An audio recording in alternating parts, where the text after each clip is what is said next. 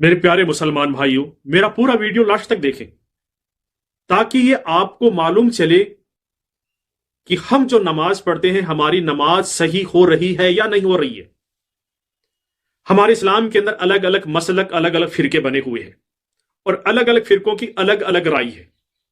ہم اللہ اور اللہ کے رسول کی بات کو چھوڑ کر ہم اپنے اماموں کی اور ہمارے مسلک کی اور ہمارے مولانوں کی بات پر عمل کرتے ہیں۔ کل قیامت کے دن اللہ تعالی ہمارے بدلے ہمارے مولویوں سے، ہمارے اماموں سے سوال نہیں کرے گا، ہم سے ہی سوال کرے گا اور ہمارے کو جواب دینا پڑے گا۔ ہمارے اوپر کسی عالم مفتی کی بات کو ماننا فرض نہیں ہے، نہ واجب ہے، نہ سنت ہے۔ ہمارے اوپر قرآن اور حدیث کی باتیں ماننا فرض ہے، سنت ہے، واجب ہے۔ سمجھے؟ تو قرآن کیا کہتی ہے اور حدیث کیا کہتی ہے، اللہ کے رسول کیا فرماتے ہیں اور اللہ تعالیٰ کیا فرماتا ہے، ان پر ہمیں عمل کرنا ہے۔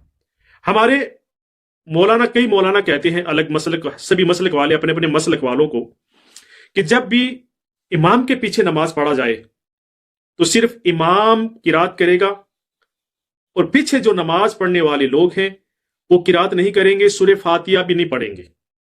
کہتے ہیں نا کہ کئی مسلک والے کہتے ہیں کہ جب بھی امام کے پیچھے اگر نماز پڑھیں تو سورہ فاتحہ پڑھیں۔ تو ہمیں سورہ فاتحہ پڑھنی چاہیے یا نہیں پڑھنی چاہیے، اس پہ ہمیں غور کرنا ہے۔ قرآن اور حدیث کی بات کو ماننا ہے کہ قرآن اور حدیث کیا کہہ رہی ہے۔ تو کئی مسلک والے کہتے ہیں کہ سورہ فاتحہ نہیں پڑھنی چاہیے، صرف چپ چاپ کھڑا رہنا چاہیے، امام پڑھے گا۔ تو وہ کیوں کہتے ہیں؟ انہوں نے ایک قرآن مجید کی سورہ اعراف کی آیت نمبر 204 کو پکڑ رکھا ہے۔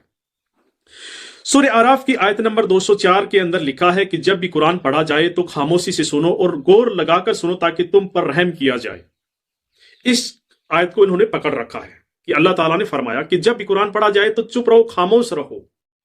تو نماز کے اندر قرآن پڑھا جاتا ہے تو ہمیں چپ رہنا چاہیے، خاموش رہنا چاہیے۔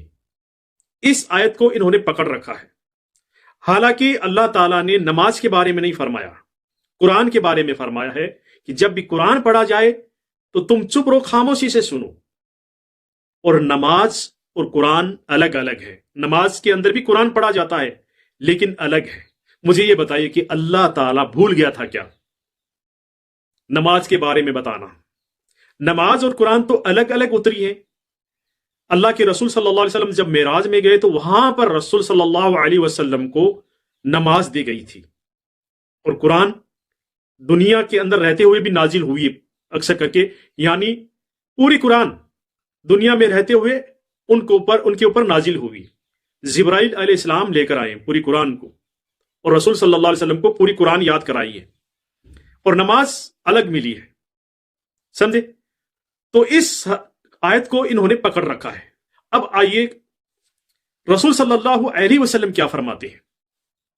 حدیث صحیح مسلم 878 حضرت ابو ہریرہ رضی اللہ عنہ روایت کرتے ہیں کہ رسول صلی اللہ علیہ وسلم نے فرمایا کہ جس نے کوئی بھی نماز پڑھی اور اس نے سورہ فاتحہ نہیں پڑھی تو اس کی نماز ناسخ ہے۔ آپ نے 3 بار فرمایا، یعنی اس کی نماز پوری نہیں ہوئی۔ حضرت ابو ہریرہ سے پوچھا گیا کہ ہم امام کے پیچھے ہوتے ہیں تب، تو آپ نے فرمایا کہ اپنے دل میں پڑھ لو، کیونکہ میں نے رسول صلی اللہ علیہ وسلم سے سنا ہے کہ آپ فرما رہے تھے کہ اللہ نے فرمایا کہ میں نے نماز کو اپنے اور اپنے بندے کے بیچ آدھی آدھی تقسیم کی ہے، اور میرے بندے نے جو مانگا وہ اس کا ہے۔ یہاں پر اس حدیث سے پتہ چلتا ہے کہ امام کے پیچھے سورہ فاتحہ پڑھنی ضروری ہے۔ کیوں رسول صلی اللہ علیہ وسلم نے 3 دفعہ فرمایا کہ جس نے کوئی بھی نماز پڑھی تو اس نے سورہ فاتحہ نہیں پڑھی، اس کی نماز ہی نہیں ہوئی۔ 3 بار فرمایا۔ تو مجھے یہ بتائیے کہ رسول صلی اللہ علیہ وسلم نے یہ کیوں نہیں فرمایا کہ جب آپ امام کے پیچھے اگر نماز پڑھو تو سورہ فاتحہ مت پڑھو؟ کیوں نہیں فرمایا؟ کیا بھول گئے تھے کیا؟ آپ صلی اللہ علیہ وسلم نے فرما دیا کہ جو کوئی سی بھی نماز آپ پڑھو، کوئی بھی نماز پڑھو، اس میں سورہ فاتحہ پڑھو، اس کے بغیر نماز ہی نہیں ہے۔ پھر حضرت ابو ہریرہ سے پوچھا گیا کہ جب امام کے پیچھے ہو تب، تو آپ نے فرمایا کہ اپنے دل میں پڑھ لو، کیونکہ اللہ تعالیٰ نے فرمایا کہ میں نے نماز کو آدھی آدھی تقسیم کر لی اپنے اور اپنے بندے کے بیچ کے اندر، اور میرے بندے نے جو مانگا میں نے اس کو دیا، اس نے پایا. اس کا مطلب یہی ہے.